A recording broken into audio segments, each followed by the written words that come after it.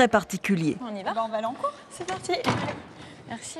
Comme vous le savez, aujourd'hui, nous allons procéder à la première expérience, enfin pour ceux qui n'ont jamais vu ça, en tous les cas, de filature en cours à cette faculté. À mes côtés, les 4 collaborateurs et collaboratrices et qui vont être vos cibles durant cette journée. Dans la salle, une douzaine d'étudiants qui préparent en un an le diplôme universitaire d'enquêteur privé. Par binôme, ils vont tous travailler sur d'authentiques scénarios. Pour Candice, qui travaillait dans l'immobilier, comme pour Stella, l'ex-restauratrice, cette reconversion est un véritable défi.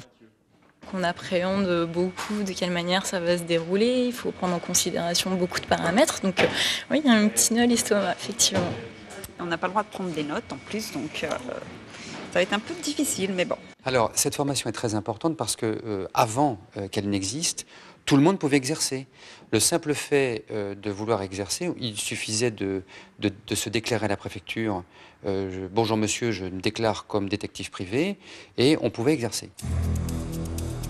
L'enquête démarre pour Candice et Stella.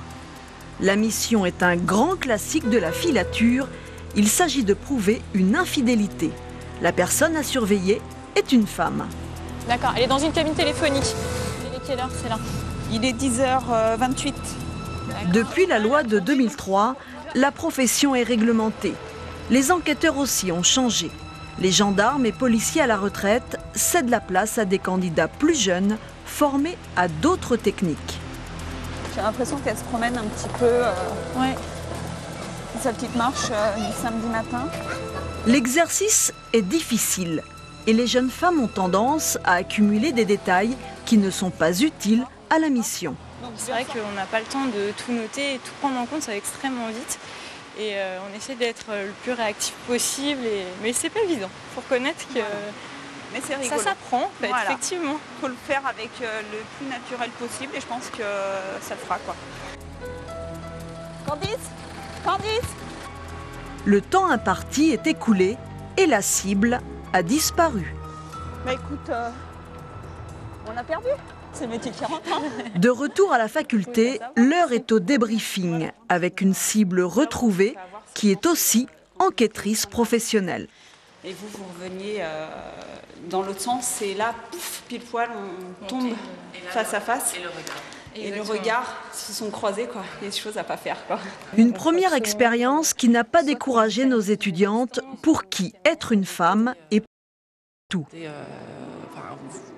On a toujours l'habitude que ce soit des hommes, mais maintenant, nous, on a décidé de changer et que ce soit accessible aussi aux femmes parce que on a le droit de le faire aussi bien qu'eux, peut-être mieux même, je dirais. Nous retrouvons Didier Roche à son bureau. Notre professeur de filature est aussi le patron d'un des plus gros cabinets français d'enquêteurs privés. Pour lui, la crédibilité de la profession passe désormais par le respect de la loi. Eh bien, on n'a pas le droit de rentrer au domicile des gens. On n'a pas le droit de rentrer dans leur voiture. On n'a pas le droit de les filmer dans des lieux privés. On n'a pas le droit d'aller, je ne sais pas, fouiller dans les comptes bancaires. En revanche, ce qu'on a le droit de faire, on a le droit de les filer dans la rue, on a le droit de faire les poubelles. Hein, c'est un des pans de notre activité et on trouve beaucoup de choses dans les poubelles. On a le droit, enfin, d'attester devant les tribunaux ce qu'on en voit. Hélène, je pars. Je reviens en fin de journée, d'accord? Salut. Richard représente cette nouvelle génération de détectives diplômés qui souhaitent avant tout s'affranchir des clichés. Quand moi je dis ce que je fais dans la vie, ce qui vient à l'idée des gens en premier, c'est évidemment la brigade des cocus.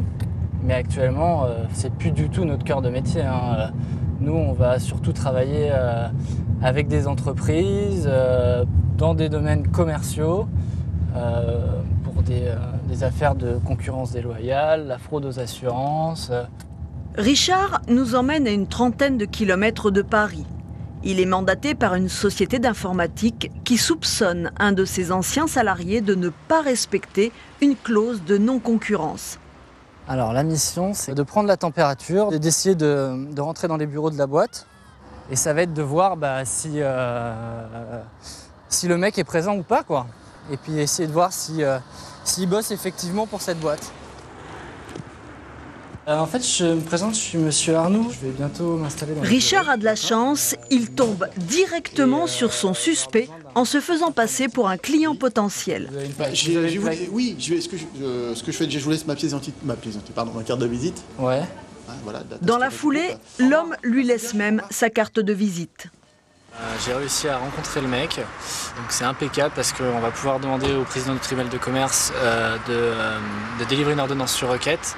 On va demander à l'huissier qui saisisse les factures pour vérifier que les anciens clients de notre mandataire se retrouvent dans la comptabilité de cette boîte-là. Donc j'ai tout ce qu'il faut. J'ai une cliente qui est venue me consulter il y a quelques jours.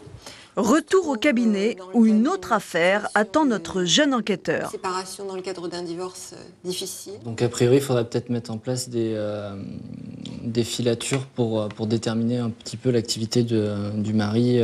Béatrice Usan est avocate spécialisée dans les divorces.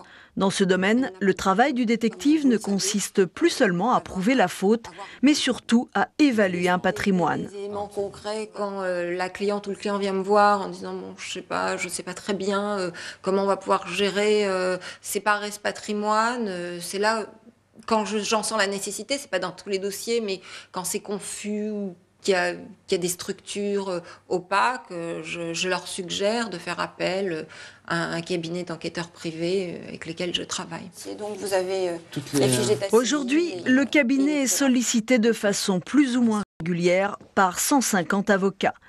Mais les mandataires peuvent aussi être des entreprises. Les grandes surfaces, par exemple, font souvent appel au privé pour repérer d'éventuels fraudeurs parmi leurs salariés. Pour cette mission, le cabinet envoie 2 agents. Sans frotter. Mais en fait, la technique, c'est de trouver un produit dans le magasin dont on va se servir pour passer en caisse, afin de vérifier si la caissière enregistre correctement, c'est-à-dire que si tout l'argent qu'elle va encaisser de mon achat va bien dans la caisse et non pas dans sa poche.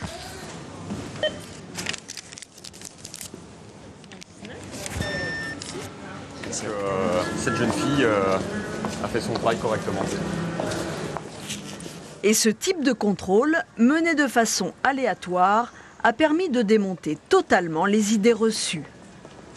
Beaucoup de gens pensent que la personne qui vole dans les magasins, c'est un étudiant qui est d'origine maghrébine et qui est là pour une période courte dans le magasin et qui se sert en fait dans la caisse. En fait, pas du tout. Les personnels qui commettent des anomalies volontaires sont des personnels très souvent français, en CDI depuis plus de 3 ans.